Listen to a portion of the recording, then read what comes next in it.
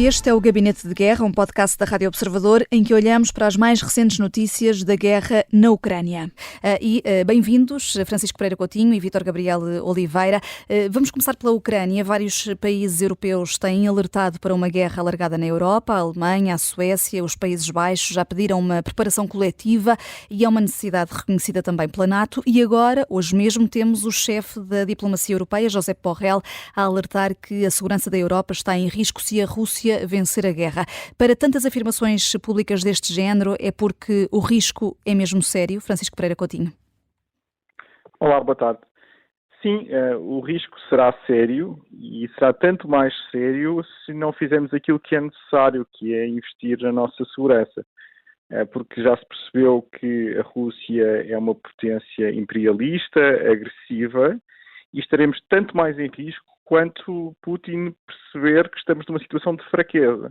Isto faz lembrar muito a discussão que temos por vezes sobre as alterações climáticas. Nós sabemos que se não fizermos nada, vamos ter um problema e, portanto, necessitamos de fazer alguma coisa. E, portanto, neste momento, a discussão por parte dos líderes políticos europeus é no sentido de procurar criar uma percepção de insegurança entre os europeus, porque de outra forma nada será feito, e se nada for feito, então podemos vir a ter um problema sério no futuro, porque já se percebeu que a Federação Russa é uma potência, como eu referi, imperialista, agressiva, iniciou a primeira guerra de conquista e anexação na Europa desde o final da Segunda Guerra Mundial, e se perceber que há fraqueza no Ocidente, então, claro, poderemos estar em risco no futuro de eventualmente entrarmos num conflito armado com a Federação Russa. E esse risco será menor, claro, se nos prepararmos para ele e o evitarmos. Portanto, as políticas de dissuasão são absolutamente essenciais, até porque não sabemos aquilo que vai acontecer do outro lado do Atlântico, eventualmente uma vitória de Donald Trump, que já disse que eventualmente não vai defender a Europa e, portanto, se não vai defender a Europa, os europeus têm que se defender a si próprios.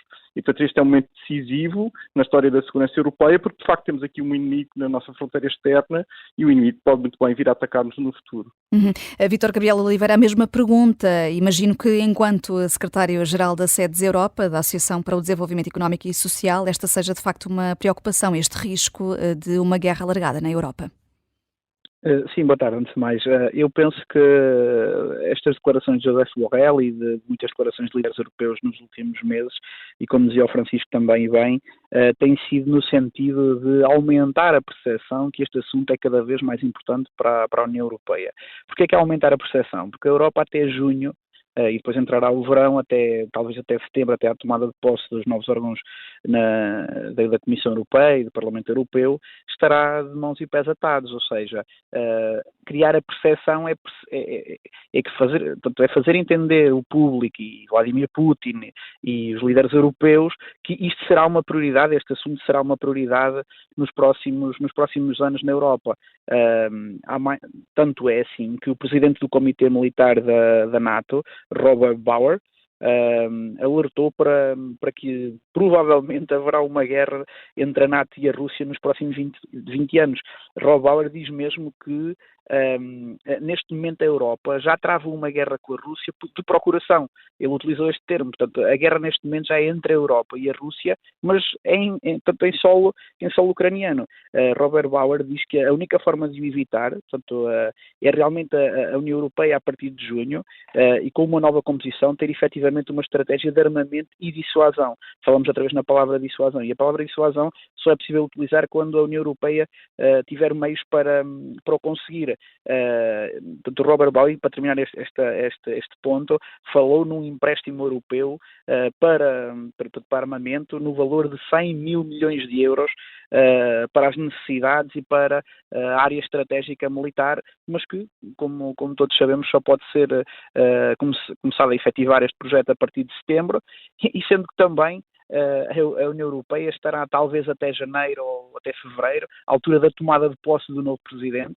Se for Joe Biden, nada mudará de significativo na NATO, talvez até haverá mais financiamento da parte dos Estados Unidos, mas se for Donald Trump será muito mais difícil. Portanto, a União Europeia terá que cada vez mais ter uma rota própria e um caminho próprio e falar a uma voz só, com o acordo dos Estados Unidos, como é evidente, mas não depender tanto dos Estados Unidos como está neste momento. Francisco Pereira Coutinho, voltamos a si. É a quarta vez num mês que a Rússia bombardeia por engano o seu próprio território, em Belgorod, e está a planear substituir o grupo Wagner por um novo exército em África. É o reconhecimento de alguma descoordenação e de que precisa dos mercenários que estão em território africano para combater na Ucrânia? Bem, há cerca de um ano, o último grande avanço russo na Ucrânia foi a tomada de Bakhmut, e só foi possível graças ao grupo Wagner, na altura liderado por Prigozhin. Como sabemos, em junho, Prigozhin e o grupo Wagner marcharam sobre Moscovo, e isso levou a que o grupo Wagner as suas operações na Ucrânia fossem descontinuadas, e eles continuam em África. Putin acaba por reconhecer a certa altura que financiou o grupo Wagner, e aquilo que parecem querer fazer os russos neste momento é criar um exército mercenário em África. Aliás, quadruplicando o número de mercenários que a Wagner tinha em África, que estimava em cerca de 5 mil, que querem passar para 20 mil. Agora, isto não parece que seja fazível neste momento, até porque, como refere, a Rússia tem tido imensas dificuldades nesta intervenção militar na Ucrânia. Portanto, esta notícia que bombardeou o seu próprio território pela quarta vez num mês é significativa do grau de impreparação do exército russo para uma ofensiva, e, portanto, é muito possível que queiram procurar reforçá-lo de todas as formas possíveis, inclusivamente recuperando alguns dos mercenários da Wagner. Em todo o caso, esta descoordenação é uma descoordenação completa do exército russo, e, portanto, não parece que nesta fase a Rússia tenha capacidade para expandir as suas operações para a África, como expandiu no passado de uma forma oficiosa através do grupo Wagner. Aquilo que querem fazer agora, aparentemente, é fazê-lo de uma forma mais direta, o que mostra bem que realmente não tem nenhum problema em assumir uma condição de pária nas relações internacionais, assumindo diretamente aquilo que faziam através de mercenários. Não é? Vítor Gabriel Oliveira, há um caminho longo pela frente antes de Orbán e Zelensky se poderem reunir, diz o ministro dos Negócios Estrangeiros húngaro.